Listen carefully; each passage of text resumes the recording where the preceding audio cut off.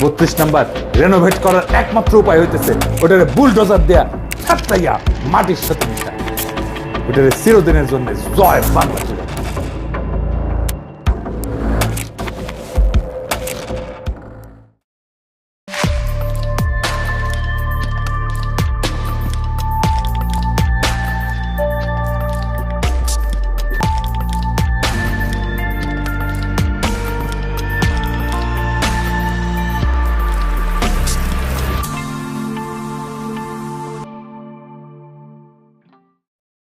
ঈদ মোবারক। বাংলাদেশের সংগ্রামী ছাত্র জনতাকে আমার অভিবাদন।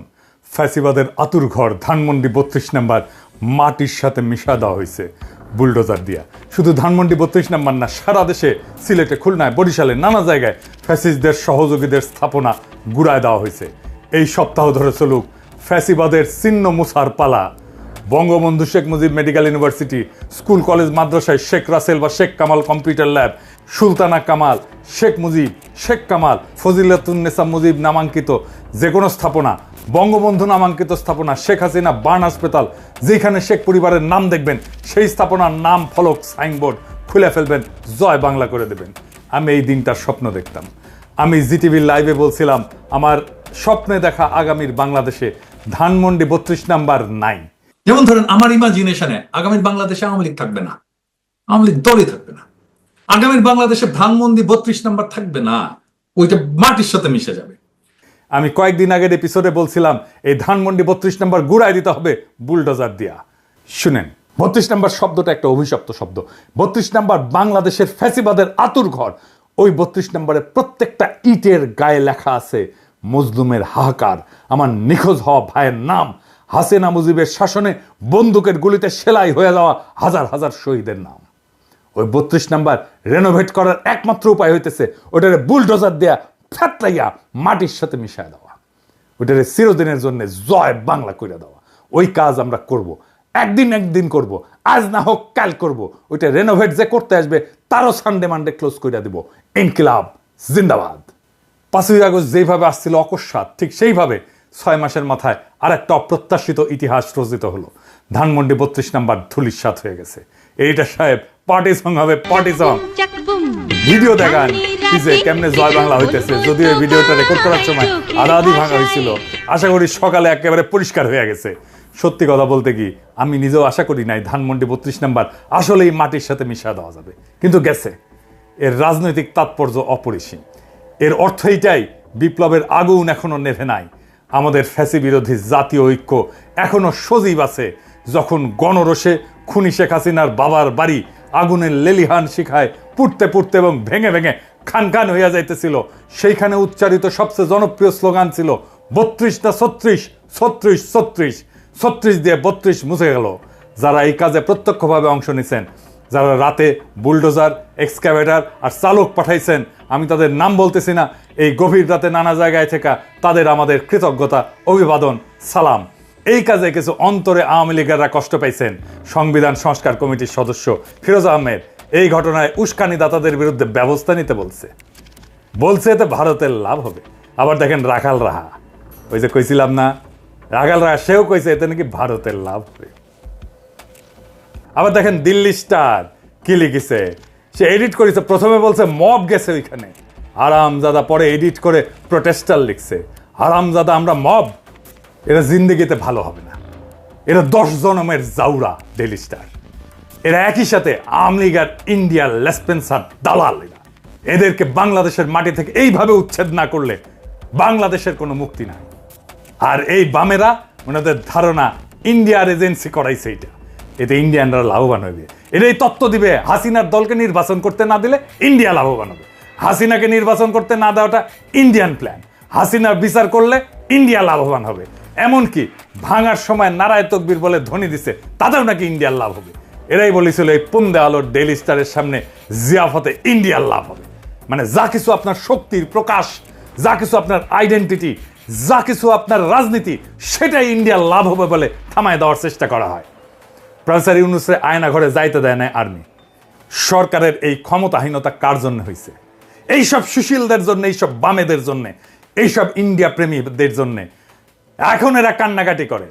ধানমন্ডি 32 নম্বর ঘুরায় দেওয়ার এই ঘটনা প্রফেসর ইউনূসের সরকারের শক্তি বাড়াইছে, ছাত্রদের শক্তি বাড়াইছে। আমরা আবার জুলাই আগস্ট বিপ্লবের শক্তিকে সংহত করতে পারছি। এই প্রথম ছাত্ররা 5ই আগস্টের পরে একটা সিগনিফিক্যান্ট রাজনৈতিক কর্মসূচিকে সফল করতে পারলো। এইটা ইন্ডিয়ার দালালদের পছন্দ হইতেছে না, ওদের পুচ্ছে আগুন ধরে গেছে।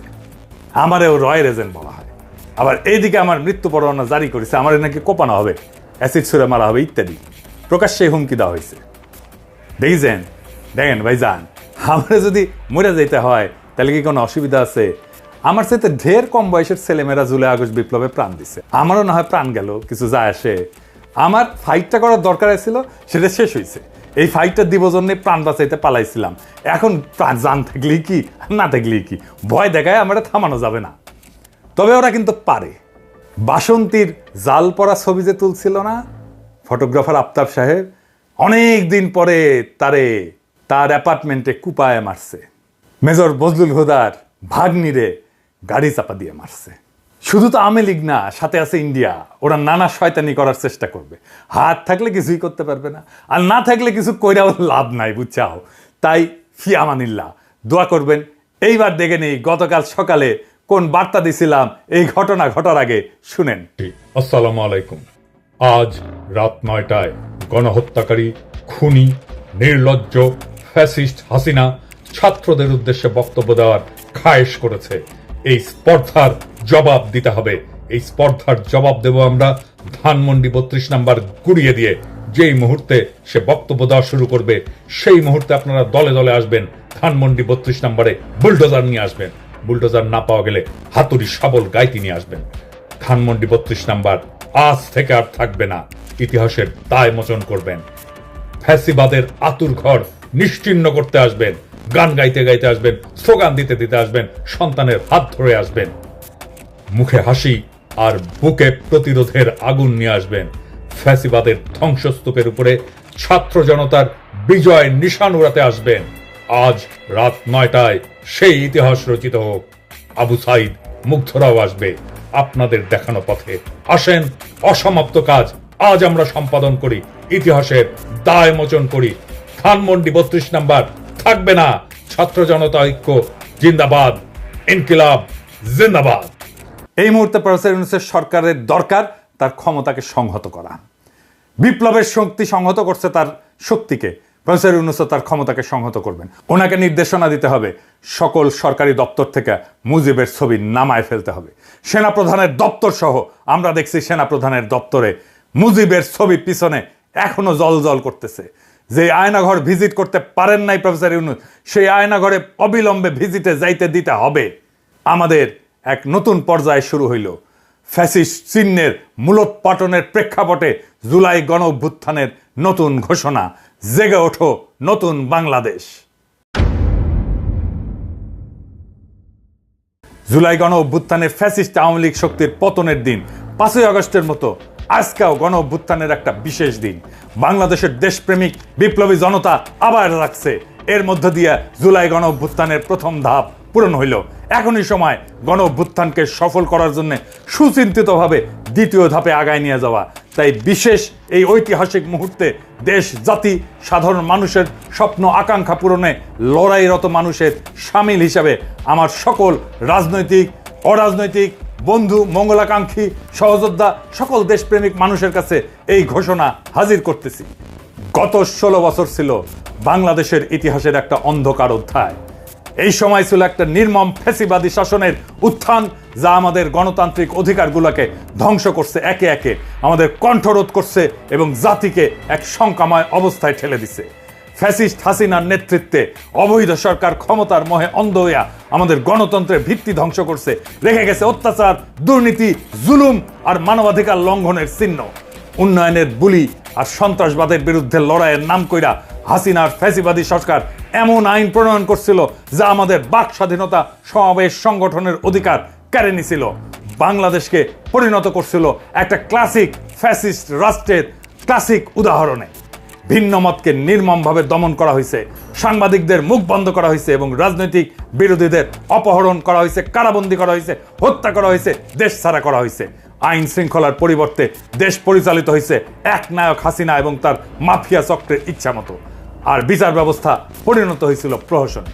তার শাসন আমলে দুর্নীতি ফুলে ফেঁপে উঠছিল, যেখানে সরকারি কর্মকর্তারা জনগণের সম্পদ লুইটা নিজেদের পকেট ভরিছে, জনগণের সেবা অবহেলিত হয়েছে, অর্থনীতি স্থবির হয়ে পড়ছে এবং দারিদ্র আরো গভীর হয়েছে। অগণিত বাংলাদেশি নাগরিক তাদের জীবিকা নির্বাহে হিমশিম খাইছে। বাংলাদেশকে তৈরি করে ফেলা হয়েছিল ভারতের নয়া উপনিবেশে। বাংলাদেশের বাজারকে উন্মুক্ত করে দেওয়া হয়েছিল ভারতের লুটপাটের জন্য। 1947 সালে ভারতের পাশাপাশি পাকিস্তান এবং বাংলাদেশ একীভূত রাষ্ট্রীয় কাঠামোয় উপনিবেশ থেকে স্বাধীন হওয়ার পর থেকে পাকিস্তানের বিরুদ্ধে বাংলাদেশের মানুষদের উপর অর্থনৈতিক এবং সামাজিক শোষণের প্রতিবাদ শুরু হয়। তখন থেকে শেখ মুজিবের রাজনীতি ছিল ক্ষমতার হিস্সা আদায়ের। বাংলাদেশের সাধারণ মানুষদের অর্থনৈতিক এবং সামাজিক বৈষম্যের কথা মুখে বললেও শেখ মুজিব কিংবা আওয়ামী লীগ কখনোই সাধারণ মানুষের অধিকার আদায়ের রাজনীতি করে নাই। তারা সবসময় ক্ষমতা চাইছে, পাকিস্তানি কর্তৃপক্ষের বদলে নিজেরা বাংলাদেশের মানুষের উপরে শোষণ চালানোর মালিকানা চাইছে। সেই জন্যে শেখ মুজিব বারবার ক্ষমতা বসতে চাইছে। 1971 সালে বাংলাদেশের সাধারণ মানুষ যখন অর্থনৈতিক, সামাজিক এবং বৈষম্য অবসানের জন্য, নিজেদের মানবিক অধিকার প্রতিষ্ঠার জন্য, সাম্যের জন্য মুক্তিযুদ্ধে অংশগ্রহণ করে, তখন আওয়ামী লীগরা ভারতে বৈশা পাকিস্তানিদের হটায় নিজেরা ক্ষমতা বসার নীল নকশা তৈরি করে ভারতের সাথে বৈশা। স্বাধীনতার পরপর আওয়ামী লীগ তাই করে। বাংলাদেশে পাকিস্তানি স্বৈরাচার যা করছিল, পাকিস্তানি স্বৈরাচারের পরিবর্তে আওয়ামী স্বৈরাচার কায়েম হয়। আওয়ামী নির্যাতন, শোষণ, খুন, রাজধানী ধর্ষণ, লুটতরাজে পাকিস্তান আমলের চেয়ে খারাপ অবস্থা তৈরি হয়। মুক্তিযুদ্ধের সুফল মানুষ ভোগ করতে পারে নাই। ফলে মুক্তিযুদ্ধকে ব্যর্থ করার মূল হোতা হলো আওয়ামী লীগ নিজেই। আওয়ামী লীগ হলো মুক্তিযুদ্ধকে নস্যাৎ করার মূল শক্তি। 1971-এর আসল রাজাকার, অথচ জোর কইরা ইতিহাস লিখে মানুষের গলা টিপে ধরা এতদিন ধরে নিজেকে মুক্তিযুদ্ধের পক্ষের শক্তি, মুক্তিযুদ্ধের মালিক হিসেবে চালা আসছে। 2009 সালে ক্ষমতায় আসার পর আওয়ামী লীগের ভয়ঙ্কর দানব চেহারা আবার বাইর হয়ে পড়ে। বিপুল লুটতরাজ, চুরি, ডাকাতি, বিরোধী মতের লোকদের খুন খারাপি, ধর্ষণ, গুম সবই শুরু হয়।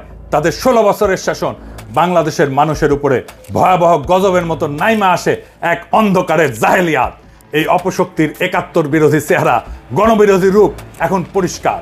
আজ এই বিশেষ পরিস্থিতিতে আওয়ামী লীগকে বাংলাদেশ বিরোধী শক্তি ঘোষণা করতেছি। সকল দেশপ্রেমিক শক্তির প্রতি আহ্বান জানাচ্ছি, বাংলাদেশ বিরোধী এই দানবের অস্তিত্ব, সকল চিহ্ন, সকল প্রতীক নির্মূল করুন। যারা আওয়ামী লীগের পক্ষে দাঁড়াবে তাদের চিহ্নিত করুন, প্রতিহত করুন। বাংলাদেশের মাটিতে বাংলাদেশ বিরোধী অপশক্তি আওয়ামী লীগের জায়গা নাই। যারাই আওয়ামী লীগের পক্ষে দাঁড়াবে তাদেরকেই প্রতিরোধ করুন, প্রতিহত করুন। গণহত্যাকারী ফ্যাসিস্ট হাসিনা ও তার শাসনের যাবতীয় রাষ্ট্রযন্ত্র, বর্তমান প্রশাসন, সেনা, পুলিশ, বিভিন্ন সরকারি সংস্থায় ঘাপটি মেরে বসে থাকা দেশদ্রোহী আওয়ামী দালাল 2024-এর গণ অভ্যুত্থান নস্যাৎকারী দুর্বৃত্তদেরকে চিহ্নিত করার নিমিত্তে ট্রুথ অ্যান্ড রিকনসিলিয়েশন কমিশন গঠন করতে হবে এবং তার মাধ্যমে সেসব অপরাধীদের বিচার এবং শাস্তি নিশ্চিত করতে হবে। অতি সত্বর সংবিধানের মূলনীতির প্রশ্নে গণভোটের আয়োজন করতে হবে এবং সব স্টেক হোল্ডারদের সাথে আলাপ আলোচনা করে এসব কাজ করার উপযোগী সরকার গঠনের জন্য ডাক দিতে হবে। যেসব হাজারো শহীদ তাদের জীবন উৎসর্গ করছেন এই অত্যাচারী শাসনের বিরুদ্ধে লড়াইয়ে, তাদের আত্মত্যাগ ব্যর্থ হইতে দেওয়া যাবে না। এখন আমাদের সুযোগ আসছে একটা নতুন বাংলাদেশ গড়ার, একটা বাংলাদেশ যা হবে স্বাধীন, ন্যায়ভিত্তিক, সমৃদ্ধ। আমাদের গণ অভ্যুত্থানের প্রথম ধাপ সফল হয়েছে। ফ্যাসিস্ট শেখ হাসিনা আর তার সন্ত্রাসী সংগঠন আওয়ামী লীগকে ক্ষমতা থেকে উৎখাত করা হয়েছে। বিদ্যমান সংবিধান 36 জুলাই গণ অভ্যুত্থানের মাধ্যমে শূন্যতায় পরিণত হয়েছে। এই ঘোষণাই হবে নতুন শাসন ব্যবস্থা এবং রাষ্ট্র পরিচালনার ভিত্তি। এখন দ্বিতীয় ধাপে আমাদের কাজ হইল সামাজিক ন্যায় বিচার, সাম্য এবং মানবাধিকারের ভিত্তিতে একটা নতুন দেশ গড়া। এর জন্য প্রয়োজন বর্তমান সরকারকে আরো বেশি অন্তর্ভুক্তিমূলক, আরো বেশি সম্প্রসারিত এবং প্রয়োজনে বিভিন্ন রাজনৈতিক দল, পেশাজীবী, ছাত্র জনতার প্রতিনিধিত্ব এবং অংশগ্রহণের ব্যবস্থা করা, যাতে জুলাই অভ্যুত্থানের সাথে থাকা সকল শক্তিকে একসাথে নিয়ে অভ্যুত্থানের জন আকাঙ্ক্ষা বাস্তবায়ন নিশ্চিত করা যায়। সামরিক বাহিনীর উপরে অন্তর্বর্তীকালীন সরকারের পূর্ণ কর্তৃত্ব নিশ্চিত করতে হবে। ভারতপন্থী দুর্বৃত্ত জেনারেলদের সেনাবাহিনী থেকে বহিষ্কার করতে হবে। আসেন আমাদের শহীদদের স্মৃতি শ্রদ্ধার সাথে ধারণ করে এমন একটা বাংলাদেশ গড়ি যেখানে বৈষম্যহীন সমাজ ব্যবস্থা প্রতিষ্ঠিত হবে। একটা দেশ যেখানে প্রত্যেক নাগরিক তাদের বিশ্বাস যাই হোক না কেন, পটভূমি যাই হোক না কেন, ধর্ম যাই হোক না কেন, মর্যাদা এবং সম্মানের সাথে বিবেচিত হবে, যা বাংলাদেশের জনমানুষের সঠিক ঐতিহাসিক বিকাশ এবং সাংস্কৃতিক সিলসিলা ধারণ কইরা বিশ্ব মানবের অগ্রযাত্রায় সামিল হবে। আসেন আমরা এমন একটা বাংলাদেশ গড়ি যা হবে বিশ্বের নির্যাতিত মানুষের জন্য আশার বাতিঘর। 4টা মূলনীতিতে দেশকে আবার ঐক্যবদ্ধ করি। আমাদের যার যার রাজনৈতিক লক্ষ্য যাই থাকুক না কেন, এই 4টা নীতিতে আমরা ইস্পাত কঠিন ঐক্য ধরে রাখবো। 1 নাম্বার, আওয়ামী বাকশালী রাজনীতি নির্মূল। 2 নাম্বার, ভারতীয় আধিপত্যবাদ নির্মূল। 3 এবং 4 নাম্বার, সাম্যের এবং ইনসাফের রাষ্ট্র প্রতিষ্ঠা। জুলাই গণ অভ্যুত্থান জিন্দাবাদ, ইনকিলাব জিন্দাবাদ।